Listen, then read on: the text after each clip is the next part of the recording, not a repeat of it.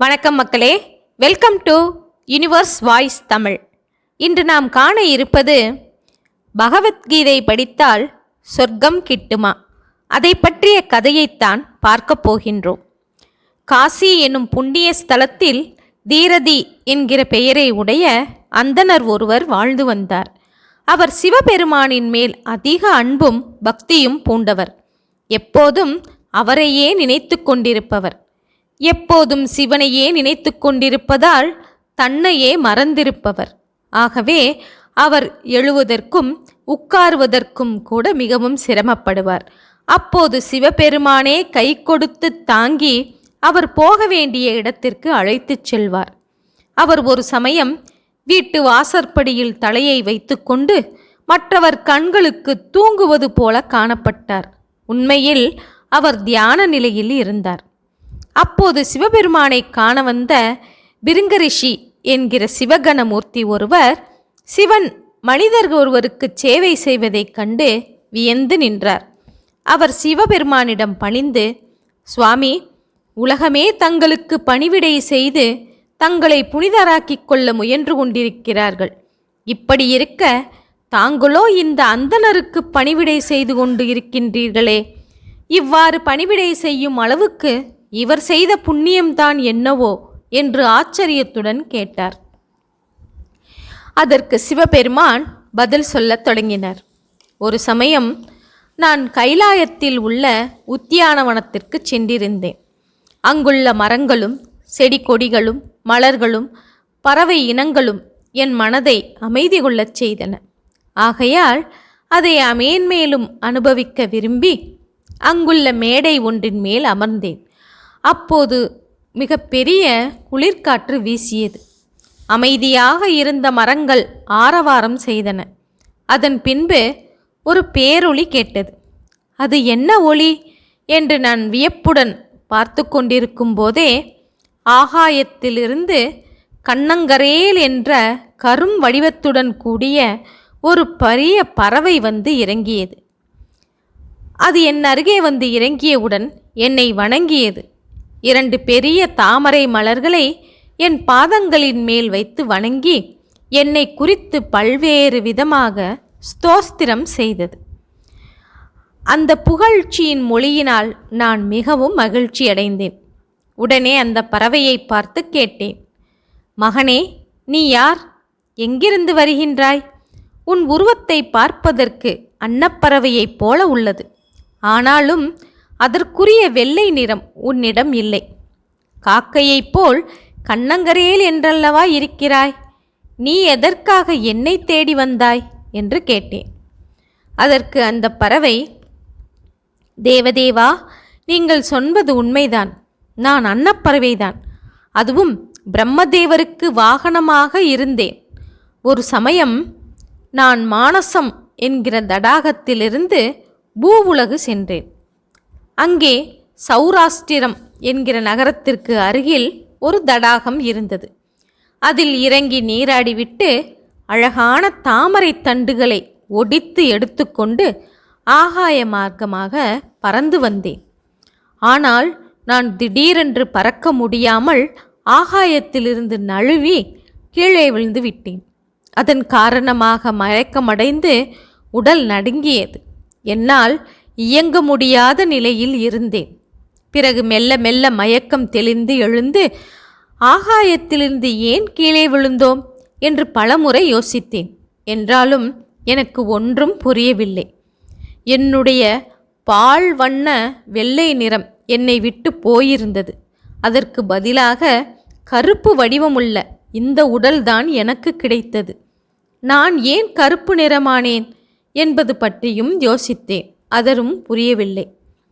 அப்போது அந்த தாமரை மலரிலிருந்து யாரோ பேசும் குரல் கேட்டது. ஏ அன்னப்பறவையே, எழுந்திரு. நீ உன் பறக்கும் சக்தியை இழந்து கீழே விழுவதற்கும் உனது வண்ணம் மாறியதற்கும் என்ன காரணம் என்றுதானே யோசிக்கிறாய்? அதை நான் சொல்கிறேன் கேள் என்று கூறிவிட்டு சொல்ல ஆரம்பித்தது.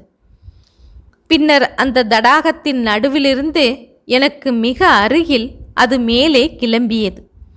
அந்த மலரை சுற்றிலும் 5 தாமரை மலர்கள் உடனே தோன்றின. அத்துடன் மேக வண்ணத்துடன் பீதாம்பரம், சங்கு, சக்கரம் ஆகியவற்றை தரித்த 60,000 பேர் வெளிப்பட்டனர். நான் அந்த 5 தாமரைகள் மலர்கள் புடைசூழ நின்ற அந்த தலைமையான தாமரை மலரை சுற்றி வந்து வணங்கினேன். பின்பு நான் கீழே விழுந்து மயக்கமுறுவதற்கு என்ன காரணம் என்று கேட்டேன். அந்த தாமரை பெண் பத்மாவதி சொல்ல ஆரம்பித்தாள். அன்னமே, நீ என்னை தாண்டிக் கொண்டு ஆகாயத்தில் பறந்து சென்றாய். அந்த பாவத்தின் காரணமாக நீ கீழே விழுந்தாய். பூமியில் நீயாக எப்போது விழுகின்றாயோ அப்போதே அந்த வண்ணம் போக வேண்டும் என்பது விதி. அதன்படியேதான் நடைபெற்றது. இவ்வாறு சொல்லிய அந்த தலைமை தாமரை மலரை சுற்றி வந்து 60,000 வண்டுகளும் நற்கதி அடைந்தனர். இவர்கள் எல்லாமே இதற்கு முந்திய 7வது ஜென்மத்தில் முனிவரின் ஒருவரின் குமாரர்களாக இருந்தவர்களாம். அவர்கள் அனைவரும் தடாகத்தின் கரையில் தவம் புரிந்து வந்தார்கள். ஒரு சமயம் அவர்களின் தவசாலைக்கு அழகான பெண் வந்தாள். அவளுடைய அழகில் மயங்கிய அவர்கள் அவளை அடைய நான் நீ என்று போட்டியிட்டார்கள். இதனால் ஒருவரை ஒருவர் அடித்துக்கொண்டு இறந்து போனார்கள்.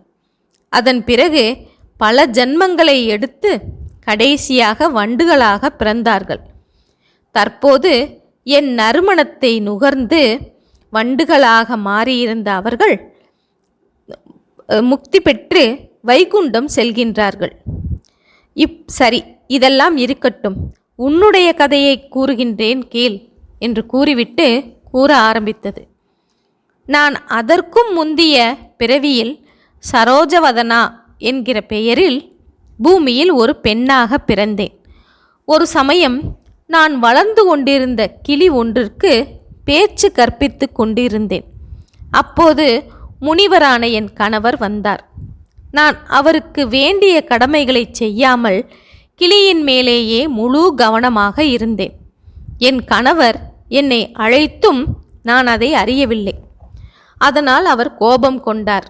ஆகவே என்னையும் ஒரு கிளியாக பிறக்குமாறு சாபம் இட்டுவிட்டார். நான் இறந்த பிறகு ஒரு முனிவரின் ஆசிரமத்தில் கிளியாக வந்து பிறந்தேன். அந்த முனிவர் பகவத்கீதையில் விபூதி யோகம் என்கிற 10வது அத்தியாயத்தை பாராயணம் செய்து கொண்டே இருப்பார். நான் அவர் பாராயணம் செய்யும் போதெல்லாம் உன்னிப்பாக அதை கவனித்து நானும் அதை மனப்பாடம் செய்து கொண்டேன். ஆகவே அந்த மகிமையின் காரணமாக நான் மீண்டும் ஒரு பெண்ணாக பிறந்தேன். அப்போது என் பெயர் பத்மாவதி. கீதை மகத்துவ பாராயணத்தினால் நான் மகாலட்சுமிக்கு தோழியாகும் பாக்கியம் கிடைத்தது. ஒரு சமயம் ஆகாய மார்க்கமாக விமானத்தில் அமர்ந்து செல்லும்போது இந்த தடாகத்தை காண நேர்ந்தது. இதில் தாமரை மலர்கள் நிறைந்திருந்தன. ஆகவே நான் இதில் இறங்கி சிறிது நேரம் நீர் விளையாட்டுக்கள் புரிந்த வண்ணம் இருந்தேன். அப்போது என் உடலில் எந்தவிதமான ஆடைகளும் இல்லை. அந்த நேரம் பார்த்து துர்வாச முனிவர் அங்கே வந்து சேர்ந்தார். நானோ அவருக்கு பயந்து கால்களில் 2ம் கைகளில் 2ம் முகத்தில் ஒன்றுமாக 5 தாமரை மலர்களாக வடிவம் மாறி நின்றேன். ஆனாலும் அவர் அதை உணர்ந்து விட்டார். அவருக்கு எல்லையற்ற கோபம் உண்டாகி, நீ இந்த உருவத்தினுடனேயே 100 வருடங்கள் இருப்பாயாக என்று சபித்துவிட்டு சென்று விட்டார். நான் பகவத்கீதையின் விபூதி யோக அத்தியாய பாராயண மகிமையினால் என்னுடைய பேசும் திறத்தை இழக்கவில்லை. அப்படிப்பட்ட என்னை நீ தாண்டிச் சென்றதால் கீழே விழுந்தாய். இன்று உன் எதிரிலேயே எனக்கு சாப விமோசனம் கிடைத்திருக்கின்றது. நான் சொல்லக்கூடிய கீதை 10வது அத்தியாயத்தை கேட்டு மனப்பாடம் செய்து கொள். இதனால் நீயும் விமோச்சனம் பெறுவாய் என்று கூறியவாறு அந்த அத்தியாயத்தை பாராயணம் செய்வித்து ஒரு தாமரை மலரையும் பரிசாக அளித்தாள். உடனே அவள் உருவம் மாறி தன்னுடைய ஒளிமிக்க உருவத்தையும் அடைந்தாள் என்று அன்னம் இவ்வாறு என்னிடம் கதை சொல்லி முடித்தது. அப்போது இடையில் குறுக்கிட்டார் அந்த பிருங்கரீடி முனிவர். பிரபுவே, சென்ற பிறவியில் இவர் யார்? நீங்கள் இவரை கைத்தாங்களாக பிடித்து கொண்டு வர அவசியம் என்ன? அதை சொல்லவே இல்லையே என்று கேட்டார். சிவபெருமான் சிரித்துக்கொண்டே சொன்னார், இந்த அன்னப்பறவை முன்பிறவியில் அந்தணர் வம்சத்தில் பிறந்தவன். ஒரு சமயம் தூங்கும்போது தன்னுடைய குருவின் படுக்கையை காலால் தீண்டிய குற்றம் ஏற்பட்டது. அந்த பாவத்தினால் சொர்க்கத்திலும் ஒரு பறவையாக போய் பிறந்தாள். அப்படி பிறந்தவள் அன்னப்பறவையாக, அதுவும் பிரம்மதேவரின் அன்னப்பறவையாக பிறந்தாள். அந்த பிறவியில் பத்மாவதி படித்த 10வது அத்தியாயத்தை கேட்ட காரணத்தினால் அவள் திரும்பவும் பிராமணனாக பிறந்தான். அதன் பிறகு அவனுடைய மகன் கீதையின் 10வது அத்தியாயத்தை பாராயணம் செய்தான். ஆகவே அவன் இருந்த இடம் முக்தியை தரக்கூடிய ஒரு க்ஷேத்திரமாக மாறிற்று. ஆகவே இவ்வளவு புண்ணியாத்மாவான இவனை நான் கை கொடுத்து அழைத்துச் செல்கின்றேன் என்று கூறினார் சிவபெருமான். அதை கேட்டு மகிழ்ந்தார் பிருங்கரீடி. அன்றைய தினத்திலிருந்து அவரும் கீதையின் 10வது அத்தியாயத்தை பாராயணம் செய்ய ஆரம்பித்தார். ஆகவே பகவத்கீதை படித்தால் சொர்க்கமே கிட்டும் என்பது இந்த கதையின் மூலம் தெரிய வருகிறது அல்லவா? மீண்டும் இது போன்ற ஒரு கதையுடன் சந்திப்போம். இதுவரை எனது யூனிவர்ஸ் வாய்ஸ் தமிழ் சேனலை சப்ஸ்கிரைப் செய்யாதவர்கள் சப்ஸ்கிரைப் செய்து கொள்ளுங்கள், ஷேர் செய்யுங்கள், மறவாமல் லைக் செய்யுங்கள். ஓகே மக்களே, நன்றி, வணக்கம்.